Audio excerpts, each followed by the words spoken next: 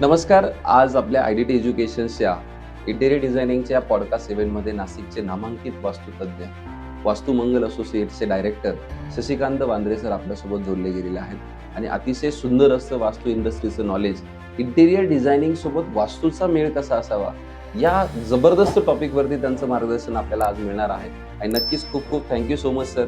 आज या पॉडकास्टच्या निमित्ताने तुम्ही आमच्या विद्यार्थ्यांना गाईड करण्यासाठी किंवा असंख्य असे वास्तूचे विद्यार्थी, असंख्य असे इंटेरियर आर्किटेक्चरचे विद्यार्थी ज्यांना आजच्या या माध्यमातून तुमचं मार्गदर्शन मिळणार आहे. पहिल्यांदा तर मी तुमचं खूप आभार व्यक्त करतो की तुम्ही आलात सर.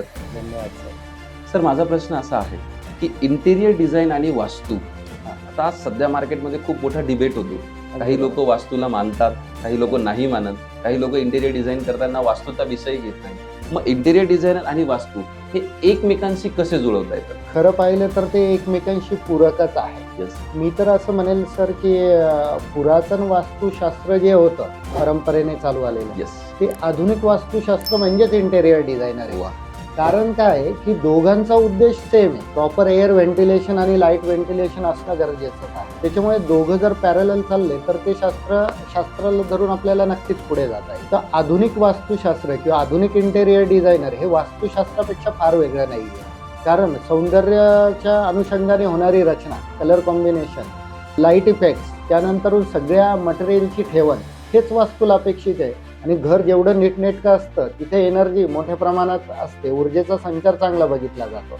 आणि इंटेरियर डिझायनर अगदी हेच काम चोख पद्धतीने आणि चांगल्या पद्धतीने करतात. म्हणून मी तर म्हणेल की वास्तुशास्त्र आणि इंटेरियर डिझायनर फार वेगळे नाही आहे, ते एकाच माळेचे मणी आहे. आणि दोघांनी जर एकत्र काम केलं तर खूप चांगली प्रगती होऊ शकते. अतिशय सुंदर असं तुम्ही मेळ जोडून दिला सर.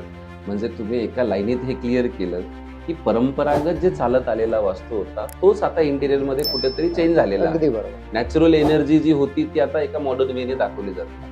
पण तरी सुद्धा सर, वास्तूबद्दल एक मोठा फोबिया लोकांच्या डोक्यात बसलाय की त्यांच्या डोक्यात आहे की इंटेरियर डिझायनर काम करतोय, इंटेरियरचा विद्यार्थी पण जेव्हा आता आमच्यासोबत प्रोजेक्ट करतो, त्यांच्या डोक्यात फोबिया आहे हा वास्तू इथे दिला नाही तर मग ते व्यवस्थित होणार नाही. मग हे क्लायंटच्या डोक्यात पण गेले की माझ्या घरात वास्तूच्या हिशोबाने झालं नाही आणि फर्निचर जर झालं नुसतं तर मग काहीतरी अपघात घडतील, चुकीच्या गोष्टी येतील. मग हा फोबिया आता डिझायनर पुढे हा चॅलेंज आहे आणि वास्तू एक्सपर्ट पुढे पण हा चॅलेंज आहे. मग हा क्लायंटच्या डोक्यातनं कसा काढायचा? वास्तुशास्त्र फॉलो केल्यामुळे खूप जादू होते, चमत्कार होते असं तर बिलकुलच नाही. वास्तू हा एक सपोर्ट एलिमेंट आहे, सपोर्टिव्ह शास्त्र आहे. समजा आपल्याला 10व्या मजल्यावर जायचं, आपण स्टेअरकेसने वर जाऊ शकतो, पण आपल्याला लिफ्ट भेटली तर काय होईल? सपोर्ट सिस्टम जनरेट होईल. तर वास्तुशास्त्र हा सपोर्ट सिस्टमचा पार्ट आहे, ना की तो वादविवाद किंवा भांडणाचा पॉईंट आहे.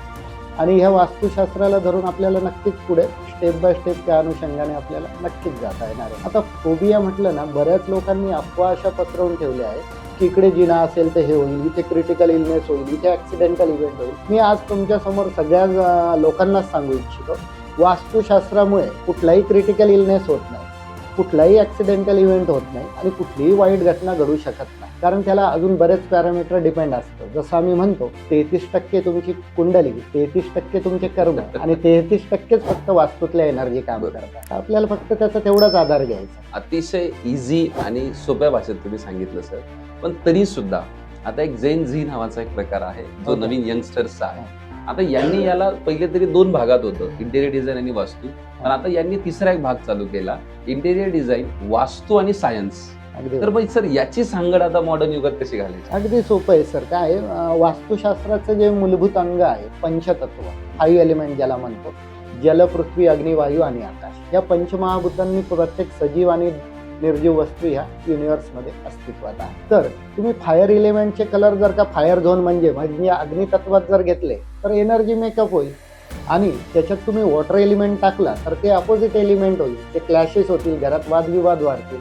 तर पंचतत्वात जे जल, पृथ्वी, अग्नी, वायू, आकाश हे 5 एलिमेंट जे दिले गेलेले आहेत त्याची एनर्जी त्या झोनमध्ये जर प्रस्थापित केल्या तर इझिनेस होईल, ऊर्जेचा संचार वाढेल. फक्त मी जेव्हा इंटेरियर डिझायनर सोबत बोलतो किंवा त्यांच्याबरोबर मीटिंग घेतो तर त्यांना म्हणतो तुम्हाला जी थीम फॉलो करायची ती करा, फक्त माझ्या 3 गोष्टी लक्षात ठेवा: anti colour, anti object, anti element मला चालणार नाही, बाकी तुम्हाला फुल स्कोप आहे तुमचं काम करण्यासाठी. वा, तर तेच 3 एलिमेंट मुख्य आहेत.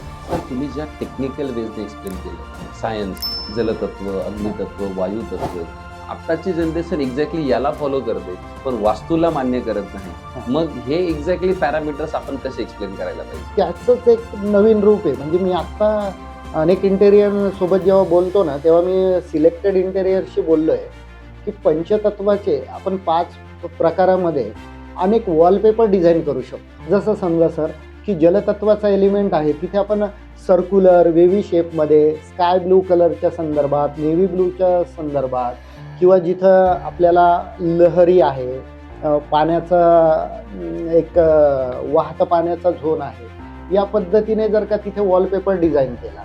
अग्नितत्वात ट्रायंग्युलर आहे, पृथ्वी तत्वात सर्क्युलर आहे, काही ठिकाणी स्क्वेअर आणि रेक्टँग्युलर बघितलं जातं. परत पश्चिमेकडून वायव्येकडे गेलं तर सर्क्युलर झोन बघितला जातो.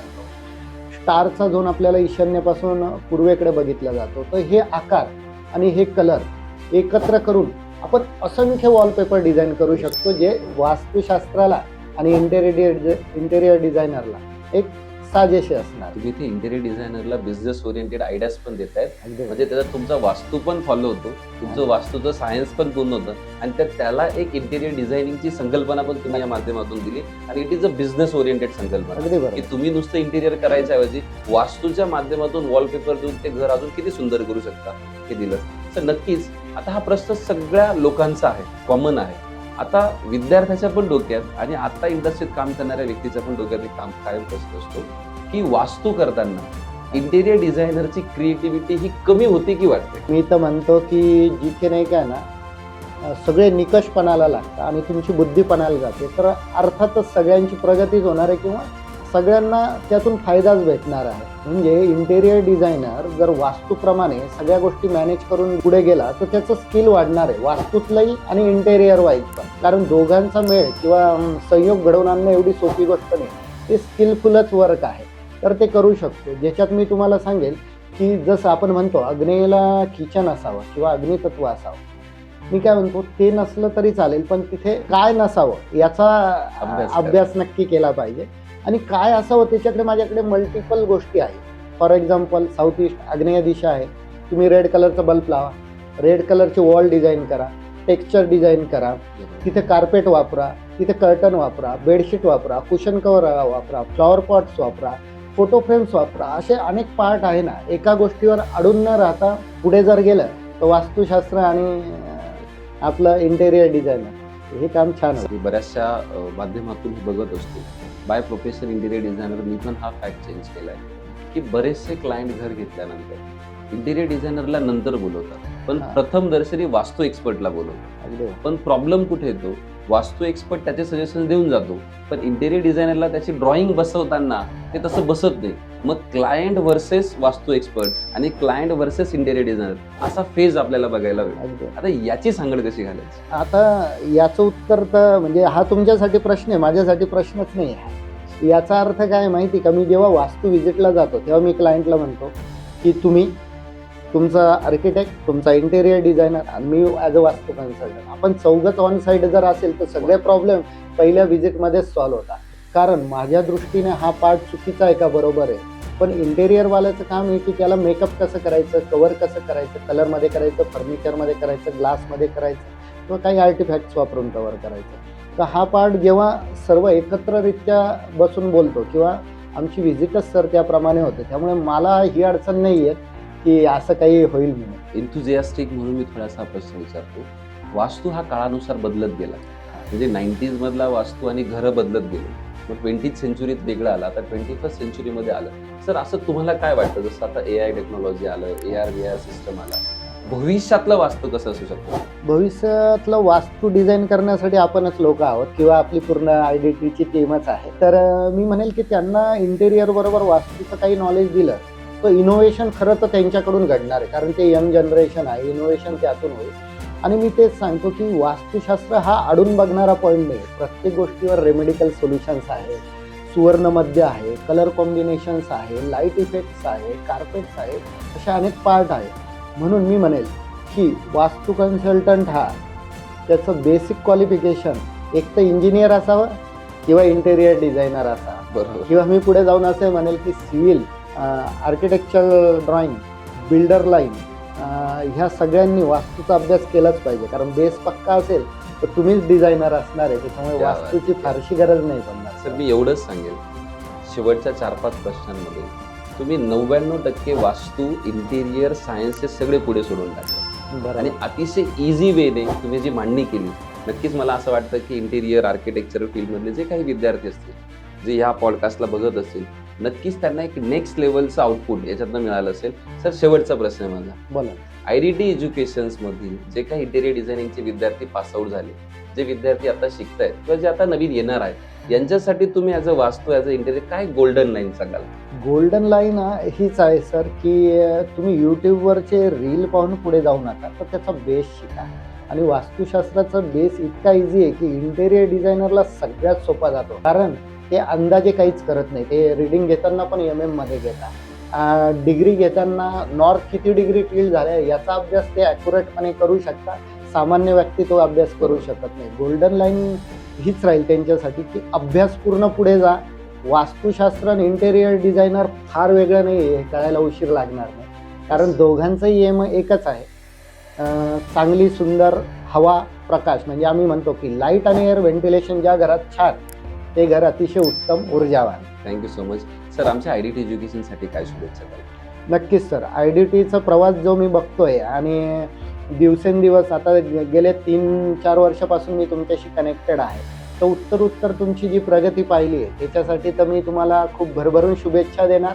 त्यानंतर तुम्ही नुसतेच पुढे जात नाही तर टेक्निकल वेने पुढे जात आहे, त्याच्यामुळे माझ्याकडून सर्व IDT परिवाराला खूप खूप शुभेच्छा. अशीच प्रगती करत राहा आणि नक्कीच आपण कनेक्टेड राहू. खूप खूप धन्यवाद sir. Behalf of IDT educations परिवार, मी तुमचं खरंच मनापासून आभार व्यक्त करतो की तुमचं एक स्पेशियस टाईम काढून तुम्ही आज आमच्या या मार्गदर्शन शिबिरासाठी, या पॉडकास्टसाठी आलात, त्याबद्दल मनापासून धन्यवाद. Thank you so much sir.